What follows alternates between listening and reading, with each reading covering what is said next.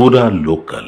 ఈరోజు నిద్రపోతున్నటువంటి ప్రభుత్వానికి మొటికాయ వేసినట్టు, అంటే నిద్ర లేపినటువంటి తీర్పు ఇది.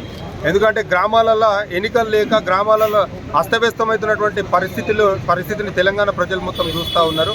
తెలంగాణలో సర్పంచులు అదేవిధంగా పాలక వర్గాలు లేక దయనీయమైనటువంటి స్థితికి వెళ్ళిపోయినాయి పల్లెలు మొత్తము. ఆదర్శవంతంగా ఉన్నటువంటి పల్లెలు భారతదేశంలో ఇచ్చే పంచాయతీరాజ్ వ్యవస్థలో ఇచ్చేటువంటి అవార్డులలో 60% దక్కించుకున్నటువంటి పంచాయతీలు పరిపాలనా వ్యవస్థ లేకపోవడంతో పరిపాలన అనేది పూర్తిగా అటకెక్కింది. మరి ఇప్పటికైనా ఈ ప్రభుత్వం కళ్ళు తెరిచి 3 నెలల లోపు ఎన్నికలు నిర్వహించాలి. ఆ ఎన్నికలు నిర్వహించే లోపల ఎవరైతే 2019-24 కాల వ్యవధిలో పనిచేసిరో సర్పంచులు, గ్రామ పంచాయతీల వారీగా మీరు వివరాలు తెప్పించుకొని ఖచ్చితంగా సర్పంచుల యొక్క పెండింగ్ బిల్లులు కూడా చెల్లించాలి. గతంలోనే కోర్టు మెట్లు ఎక్కినాం మేము పెండింగ్ బిల్లుల గురించి, మరోసారి ఇప్పుడు కూడా మేము కోర్టు మెట్లు ఎక్కడానికి సమాయత్తం అవుతున్నామని చెప్పి మీ ద్వారా, మీడియా ద్వారా నేను ఈ ప్రభుత్వానికి హెచ్చరిస్తూ ఉన్నాను. మీ పేరు? లక్ష్మీ నరసింహారెడ్డి, సర్పంచుల సంఘం రాష్ట్ర అధ్యక్షుడు.